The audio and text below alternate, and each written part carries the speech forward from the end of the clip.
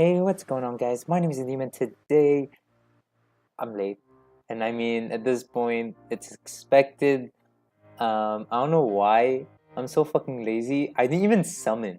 Like, I keep telling myself I'm gonna make these videos on time, yet I'm still late. I mean, usually for the summoning videos, I am early, but I don't know why. You know, things happen, friends want to hang out and things. So let's summon for Sanji and hope for the best. But before we summon for Sanji, I have two things I want to announce. So first thing, if you guys want to submit to me your gameplay and I can do like a coaching thing, please do. Send it to me on Discord. I'll put my ID in the description or whatever, and just at me and send me a file of your gameplay, record it with Mobizen like I do or whatever you want, and record it, send it to me, and I'll take a look and give you advice. You know, if you're new, that could help, and if you're older and you've been, maybe you want to just see what I could tell you guys, well then feel free to do that. I'll start a series of coaching. So yeah, and also we'll talk about Sanji, because Sanji is very unique as a fighter, because I'd expect him with his kit to be a runner, or he's played more of as a runner, but he's still a damage dealer. So his first trait is when in the area around your enemy, increase damage dealt by 30. So when you're attacking the enemy's point, you will deal more damage. And when a character from your team is KO'd, boost attack by 30%. So, and it doesn't stack, right? So if you're an enemy's point, right, you're dealing more damage, and as soon as one of your teammates gets taken out, boom, you're dealing even more damage. So it's like, it's really, really nice with Sanji when you're losing. So potentially use him if you don't have any runners in your team and you think that, you know, they will capture the first point, or use him later on, you know, and if you guys are losing, you have Sanji in the back and you can always bring him up to deal more damage. But when you're, and his second trait, when you get him to 5-star, is when your team loses the treasure, boost speed by 30%. So as soon as you lose a treasure, you get faster and it doesn't stack again. And the last one is when your allies are near the treasure area where you're at, reduce damage received by 20. So I mean, this is a cool ability, don't get me wrong, guys, right? It's really nice. It's obviously always nice to have less damage received.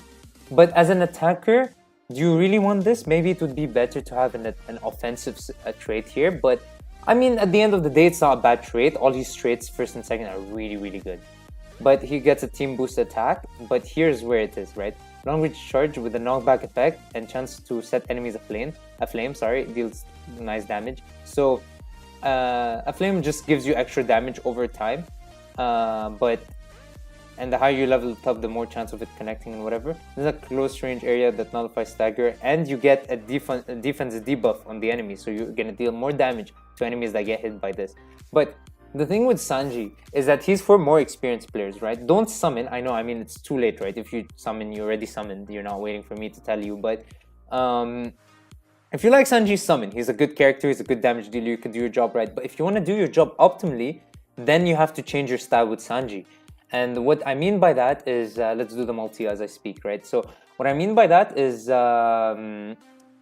want to play him and against certain matchups, right? You don't want to just use your skills on cooldown.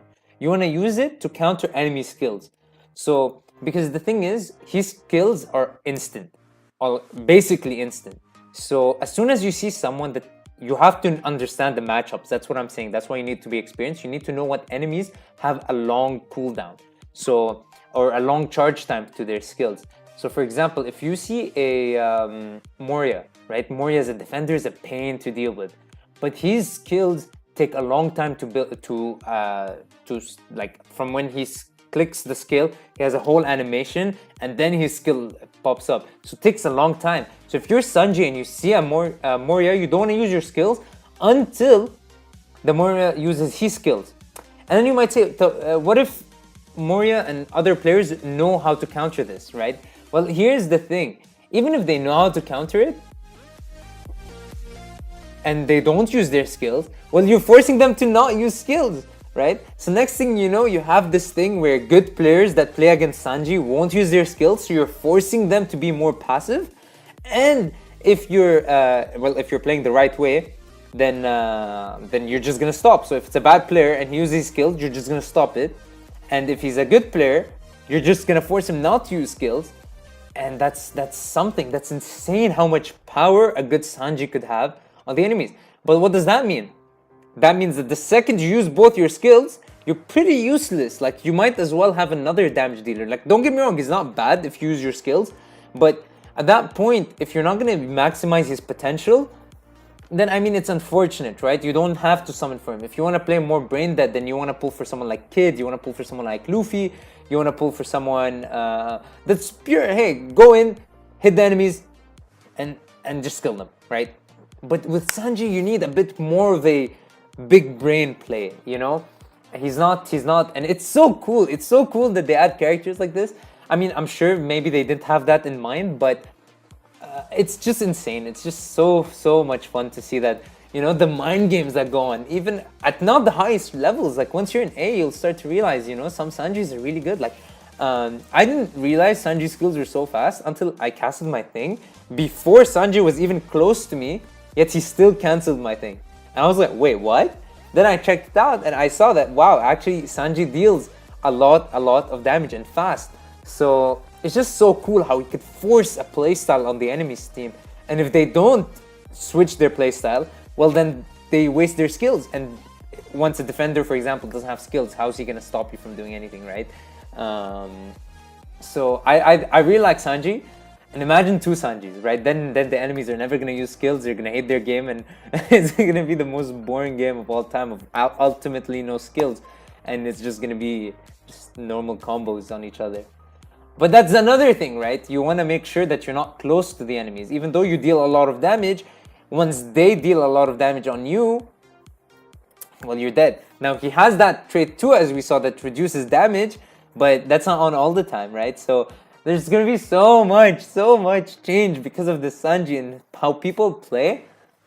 If they're trying to win, obviously. Like, I'm sure, you know, some people are going to be brain dead anyways, you know, like a lot of the Shanks players that just use their skill, like, oh, I have my skill, boom, and it's so easy to dodge, you know. But there are going to be players that play like that, you know, at every rank from B to C to D to S. You know, everyone has the brain dead time, you know. Sometimes you just want to get your games done and you don't want to play, but it's so cool how much Sanji can bring to the table. And it's unfortunate I didn't pull him here, but at the same time, I don't play with attackers that much. But it would have been good to see, or at least for me, to test out if I could, you know, maybe potentially get, if I get Sanji to 5-star, see how I could play with him. If I'm going to play it to his full potential, or am I going to be one of the bots that don't?